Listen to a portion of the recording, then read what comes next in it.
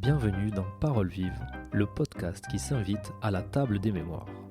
Une aventure portée par la Fédération départementale des foyers ruraux du Roussillon, avec le soutien de Take It Radio, est rendue possible grâce à Cap Prévention Senior et la conférence des financeurs de la prévention de la perte d'autonomie. Moi c'est Max et aujourd'hui on pose nos valises dans un nouveau village des Pyrénées-Orientales. Comme d'habitude, pas de micro tendu comme un piège, mais des rencontres, des sourires échangés et ces mots qui surgissent quand on prend le temps d'écouter. Des mots qui, mis bout à bout, dessinent bien plus qu'un portrait, mais une vie, un village et une époque tout entière. Paroles vives, c'est aussi ce qui fait battre le cœur du village aujourd'hui. Un immense merci à ceux et celles qui ont accepté de me confier leurs souvenirs, leurs histoires, leurs anecdotes et leurs regards d'aujourd'hui. Parce que c'est précieux. Et comme un plat de famille qu'on se passe de main en main, ça devient magique. Quand ça se raconte, ça se partage et ça se transmet. Alors installez-vous, et si vous tendez l'oreille, vous entendrez peut-être, entre les mots, le bruit d'un passé qui finalement n'a pas fini de nous parler au présent.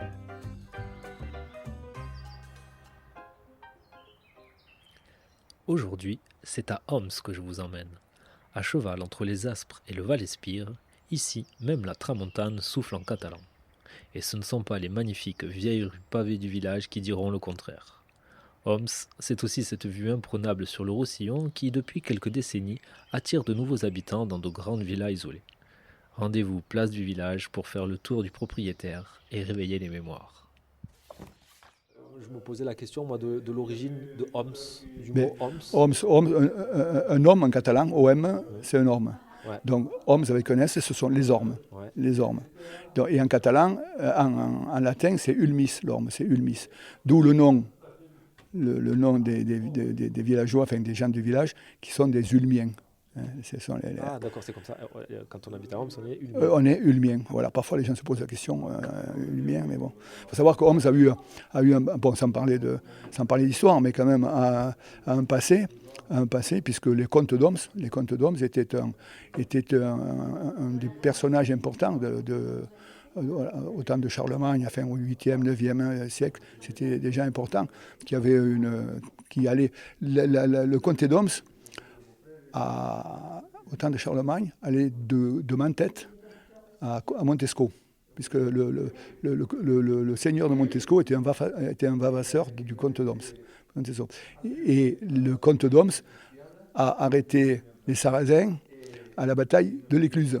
Peut-être que géographiquement, on mériterait d'être rattaché au Val-Espire, parce que la commune d'Homs arrive presque au pont de Céret, quoi. Donc c'est vrai que c'est le côté-là. Mais côté cœur, côté appartenance à une région, on est des Aspres, oui. Il y avait surtout un peu d'agriculture. Hein. Un peu d'agriculture, oui. Le liège, le bois. Le liège, le bois. C'est vrai que le bois, un peu d'agriculture et un peu de vigne. Il y avait un peu de vigne. C'est quand même pas mal de vigne. Oui, mais c'était la polyculture. C'était la polyculture. Il faut savoir qu'en 1904, il y avait 208 hectares de vignes à Homs. 208 hectares de vignes à Homs. Il en reste 4, allez. Oui, Non, c'est ça, oui. Ouais. c'est pareil à Boudon. C'était le choc. Et après, il y avait des cerisiers. C'était de la polyculture, en fait. Les gens vivaient. Il y avait un peu de tout. Il y avait beaucoup de troupeaux. Il y avait des troupeaux. Il y avait des noisettes aussi. On agriculteur vivait un peu tout ce qui récoltait un peu pour finir l'année. Parce que bon, il n'y avait pas d'assurance, il n'y avait pas d'électricité ou très peu. On avait le 110, hein. Donc il n'y avait pas beaucoup de frais de voiture, il n'y avait pas de voiture, à part le mulet, le cheval. Hein. Il n'y avait pas l'avoine. L'idée c'était de vivre un petit peu en autonomie, voilà, c'est ça, en autarcie. Je disais la polyculture, les gens faisaient leur jardin, ils avaient leur troupeau, ils avaient le poulailler, Et à certains moments de l'année, ils louaient leurs bras. Et après ils louaient leur bois. C'était les brassiers, comme on disait. Vivre à Homs, faire sa vie active, c'est compliqué. Hein. Maintenant, vivre à Homs, personnellement, c'est beau. Moi, je suis contre les voitures. Alors, je suis à Homs, les voitures, on est plus tranquille qu'à la ville. Hein. Et voilà, quoi. Bon, moi, j'ai d'être à Homs, ça m'a permis de, je ne sais pas comment expliquer, d'apprendre la viticulture, comme mon beau-frère était vigneron.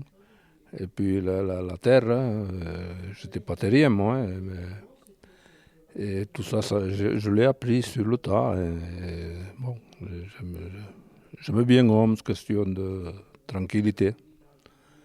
À part quelques chiens qui aboient là, dans la journée, mais bon, mais la tranquillité surtout. Donc à l'époque, il y avait beaucoup de vignes ici à Homsen, c'est ça? Et alors les vignes, oui, il y avait des vignes, je crois que ça parle de 500 hectares, mais disons qu'il y avait des vignes, oui, il y avait, combien j'étais, 7 ou 8 exploitants agricoles, hein, des vignes qui allaient à la cave coopérative amener leurs vignes, leurs raisins à Fourques. Et moi, je faisais les vendanges aussi avec mon beau-frère. Bon, les vignes, c'était un bon moment, personnellement, que j'ai vécu. Le chêne de Liège a été une économie extraordinaire pour cette région. Hein. Il y avait le chêne de Liège et après il y avait les ébauchons de bruyère. Et moi j'ai connu encore le pointre aussi, où ils arrachaient les souches de bruyère.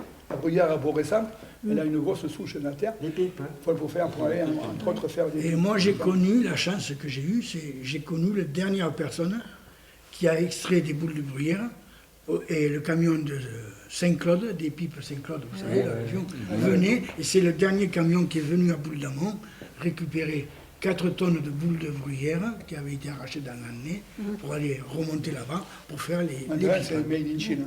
Avant, quand je dis avant, c'était pas non plus au Moyen-Âge, il y a 20-30 ans, tout le monde parlait catalan, quoi. On parlait roussillonnais, même si c'était pas du catalan pur, c'était du roussillonnais. C'était pas le normatif. C'était du pas normatif, comme on dit, c'était du roussillonnais. Moi, j'ai fait des lignes parce que dans la cour, là, je parlais catalan avec Raymond Pons. Oui, c'était soyez propre, parlons catalan, parlez français. Moi, je vois ma mère, elle est décédée il y a pas longtemps, et je ne pouvais pas lui dire un mot en français. C'était impossible, ça ne me sortait pas. Ça ne me sortait pas, je ne pouvais pas lui dire un mot en français. C'était catalan, même si c'était du roussillonnais, même si souvent c'était du... On faisait des barbarismes avec le français, on parlait catalan. Voilà. Et ma femme qui est catalane, on parle français. Oui. Et moi j'ai été interdit de parler catalan à la maison. Okay. Mon père était un fonctionnaire, donc il fallait représenter l'État. Hein. Il fallait parler français. Mais j'avais un grand-père qui, lui, dès qu'il sortait de la maison, ni une bine. Et on parlait catalan. C'est ça. Mais c'est qu'il y a, vous avez 6 ans, vous descendez dans la plaine, la civilisation, Perpignan. Premier jour de classe, c'est la première fois que je voyais une classe. Vous êtes enfermé dans une classe derrière un petit bureau, joli, hein, un beau petit cartable vert, tout. Je m'y revois. Hein. On me passe un crayon et je prends rempli une feuille, le crayon il casse. Et je dis, à Chobal Parès. Et je jette le crayon. J'ai parlé catalan. En 66, c'est pas si vieux que ça. J'ai été puni. Le catalan, c'est une belle langue. Et moi, je voudrais qu'ils en parlent plus souvent. Parce que c'est vrai, je ne suis pas catalan. Hein. Pourtant, chez moi, j'ai affaire trop à Catalogne. Et c'est plus branché là que sur TF1. Hein. Je vous le dis de suite, à la télévision. Je vous le dis de suite. Au moins, j'entends tout ce qui se passe en Catalogne. Et vous aimeriez qu'on parle plus le catalan au village? Quand je vais à la pétanque, à Serré, on parle catalan. Hein. Ouais. Ah oui, à part quelques-uns qui arrivent là, une tapée là qui arrive et qui parle pointu. Alors voilà la Catalogne, malheureusement. Ce que j'entends beaucoup dans mon village. Oh, ça parle pointu. C'est plus le catalan, il n'y en a plus. Et voilà l'histoire. Nous, d'ici, on est quelques familles, oui. Quand on se parle entre nous, on parle catalan. C'est votre langue maternelle? Oui. C'est comme ça que vous avez... Oui, et bien à l'école, on l'a parlé. Ici à Homs? Après, ça a été défendu. Alors, on a pris le français. Mais au départ, c'était le catalan. Quand on y est né et qu'on n'en est jamais parti, on s'y plaît, hein. On s'y plaît. Vous vous y plaisez? Oui. Ouais. J'irai nulle part. Je n'irai nulle part qu'à Homs. Hein. C'est vrai? Je crois que je m'habituerai pas ailleurs. Ah ouais? Oui. En 2005, on cherchait une résidence secondaire. Par hasard, on a visité la région, on est tombé sous le charme et on a trouvé une maison à Homs. Voilà, paumé, voilà, pas si paumé que ça parce qu'on est quand même pas loin des commodités de la vie, hein. Mais vraiment le coup de foudre pour ce village. Et bon, forcément, on ne venait que pendant les vacances. Et donc, je ne suis jamais investie dans la vie du village, parce que, sauf si la fête du village au 15 août, parce qu'il y a des festivités quand même organisées par le village. Donc, on venait au 14 juillet, donc on a commencé à vivre un petit peu la vie du village, mais c'était uniquement pendant les vacances. Et il y a 6 ans, on a pris notre retraite avec mon mari, on est venu s'installer définitivement ici. Et je me suis dit, je vais m'investir pour le village. Et c'est comme ça que j'ai commencé à participer bénévolement au comité des fêtes, justement pour organiser les fêtes. J'ai pas la même culture, hein. Moi je suis du Nord, donc j'ai une culture du Nord, mes racines sont dans le Nord. Donc on n'a pas peut-être la même façon de voir les choses, de vivre, c'est une question de façon de vivre aussi. Donc j'essaie de comprendre la façon de vivre des Catalans pure souche, j'essaie de les comprendre et de les écouter, et sans jugement de valeur. Je crois que c'est le plus important, c'est ça, c'est de ne pas avoir de jugement de valeur. Avec Albert, on partait de l'école, là on partait, on s'arrêtait au Mazdalou, on allait au poulailler, on prenait des œufs, on coupait les œufs, on faisait une omelette, avec un gros pain, on mangeait l'omelette, et lui s'arrêtait, moi je continuais jusqu'au Maz à pied. Quoi. Ah d'accord. Et ouais, tu tapais le trajet. Ouais. Ah oui. Et quand j'étais puni, j'étais puni, je restais la nuit à l'école. Ah bon? Ouais. Je restais la nuit à l'école. Ouais. Il y avait tout seul? Hein? Il n'y avait pas de lit? Ah oui, mais je dormais chez François. L'édition, c'était pas grand-chose, hein. C'était pas faire le compte dans la classe. Et puis l'édition, c'est se tromper sur une capitale de département, enfin, le chef-lieu d'un département ou le nom d'une rivière. Hein. Ça, c'était la punition. Hein. C'était dormir, tu sors, tu viendras à la maison. C'était comme ça. Après, c'est le pressoir, vous avez vu? À la maison, ouais. À la maison, Oui. mais Ah ouais. même il y en avait qui n'avaient pas de vigne, je pense à Raphaël Sauveur. Ouais, au Sauveur. Hein, il n'avait pas de vigne. Et les gens lui filaient Spéculaire, Et il cherchait les grappillons, les gens lui Il y a les grappillons, comme oui. ça, et il faisait... Et le Sauveur, il faisait du très bon pain. Mais c'était reconnu, le fait de ramasser les grappillons. Oui, c'était un droit. Après les vendanges. Un droit coutumier. Mais les gens qui n'avaient pas de vigne, eh bien, ils avaient le droit, c'était un droit coutumier, d'aller dans les vignes, ramasser les grappillons qui restaient pour faire leur petit vin. Et souvent, ces familles-là avaient un des meilleurs pressoirs. Ils bouffent les vignes. Ils avaient un des meilleurs pressoirs qui soit, hein, parce qu'ils le fabriquaient eux-mêmes. Alors les gens, les viticulteurs qui avaient des vignes, leur disaient « va grappillonner », parce que comme ça, ils se servaient de leur pressoir. Nous, à Boule, Ceux qui avaient des pressoirs, c'est Vassou. C'est comme à l'époque, il n'y a pas si longtemps, combien de cochons il y avait à Homs qui se tuaient. Il y en avait deux. Tous les week-ends de janvier jusqu'à carnaval. Fin février. Et bien, tous les week-ends, il y avait quelqu'un qui tuait le cochon. Et donc les gens se retrouvaient pour faire les routifards. Et après, on se promenait avec les cruches pour aller chercher le barboufat. Nous, enfants, ma grande-tante élevait un cochon et toute la famille venait, donc on se retrouvait à plus de 20 personnes. Et donc, moi je me souviens, gamine, on faisait le boudin, on faisait le saucisson, on mettait une ficelle, on mettait son nom. Et on allait le suspendre au rabost. Avec le nom? Avec le nom, avec le prénom. Chacun, chez ma tante, on avait son saucisson, son boudin. C'est quoi le rabost? Le rabost, c'est une garde-manger. Un garde-manger. Une pièce aérée, mais sombre. C'était l'arrière-cuisine. Ils s'y mettaient, ils suspendaient les jambons, tous les ingrédients de la... Avec les crochets partout. Les crochets partout, c'était le... Et ça sentait bon, hein, le rabost. Les jambons qui pendaient là. Les jambons, les saucissons. Et ça, toutes les maisons, tous les masses. Tous les masses. Après, même dans les maisons dans le village, ils s'en tuaient quelques-uns. Ah oui, c'est vrai. Ils s'en tuaient quelques-uns. Le bois bouffat, il fallait qu'il soit... Plus il était pour le cajat, comme on dit, c'est-à-dire plus il y avait le boutifards qui avait éclaté, plus il y avait de morceaux, plus il était... Maintenant, c'est de l'eau. Sinon, c'était que de l'eau. Et si maintenant l'hygiène savait ce qui se faisait à l'époque, Où alors je ne sais pas comment ça s'appelait, le loge dans lequel il mettait les cochons. Ah, non, pour la mer. Le parole. Ouais. Le grand parole. Non, c'est en fait quand il faisait venir le cochon. Ah, pour le tuer. Pour le tuer. La pastelle. Non, ça porte... La pastelle, hein. Alors Ça c'était porte notre nom. La pastelle, c'est pour le pain, mais c'est la même technique. C'est ça. À l'envers. À l'envers. C'est ça la pastelle, ouais. Voilà. Ouais, mais nous, la pastelle, c'était que pour le pain. C'est-à-dire que là, le trouille, ça s'appelle. Un trou. Il dépeçait, Un trouille avec la cravaguère dessus. Ouais, c'est ça. il dépeçait le cochon comme ça, et c'était au milieu de 4 rues, en plein air. En plein air, oui. En plein air. Ben oui, mais il y avait... Et personne de malade. Non. Non. On mangeait. Et mon père, c'est sûr il adorait la saucisse sèche. Alors, on la pendait comme ça. Mais quand lui, il était... se disait, je vais aller manger, il n'y en avait plus.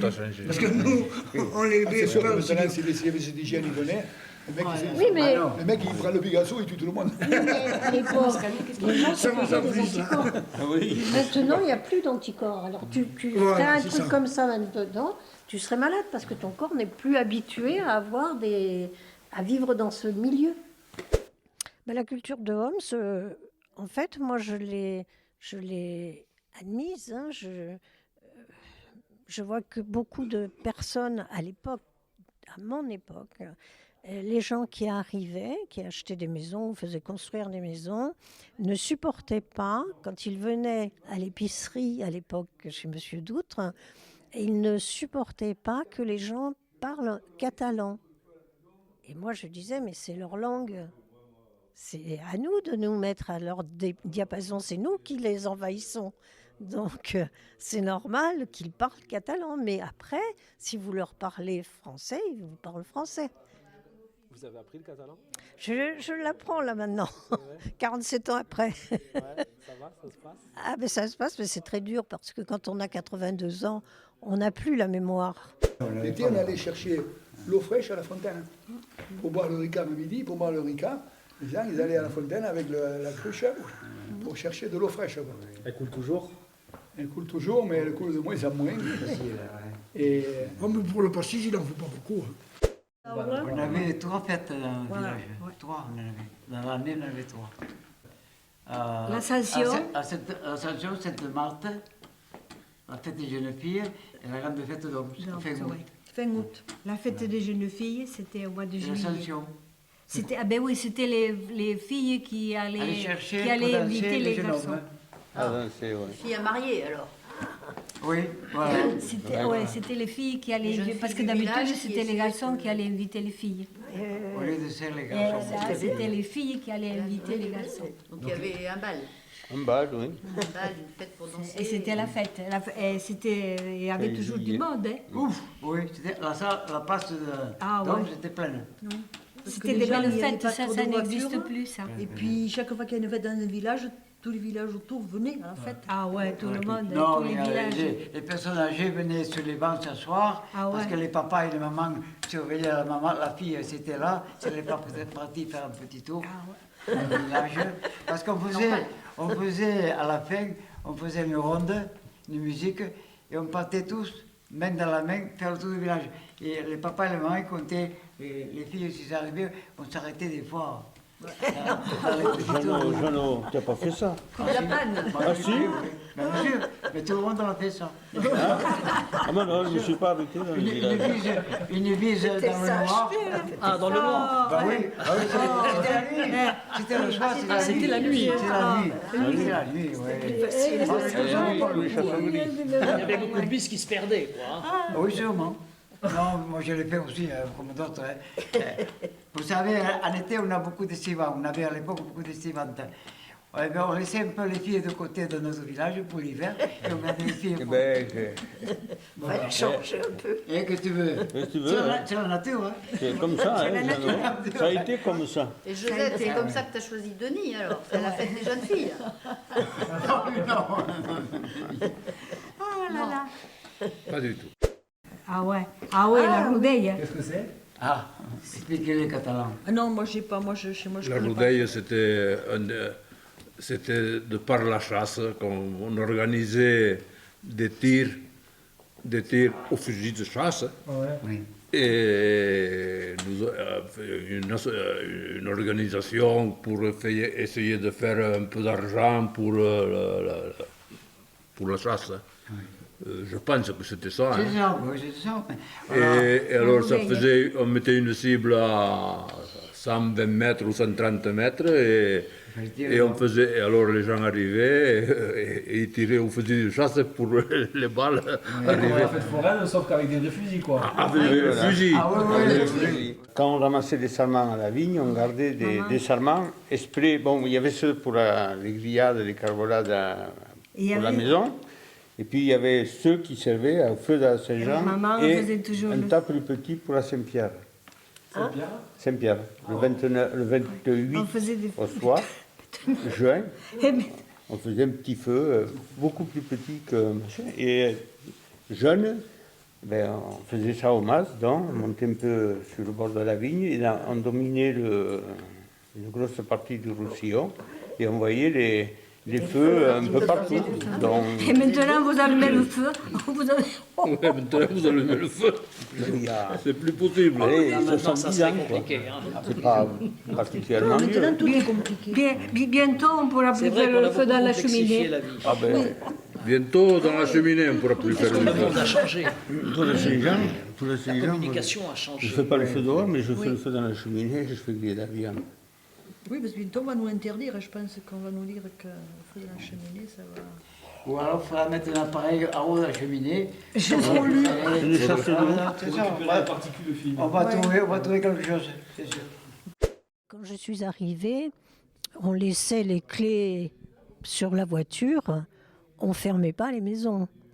Maintenant, c'est plus possible. La nature, tout a changé. Voilà. Moi, depuis que je suis ici, ça a tout évolué. Dans le bon sens, dans le mauvais, il ne faut pas le dire, on ne sait pas. Il y avait un truc qui s'appelait le Yaban de Taoul. On t'en a parlé sûrement de ça aussi. Alors vas-y, c'est quoi? Le Yaban de Taoul, donc c'est une partie des musiciens.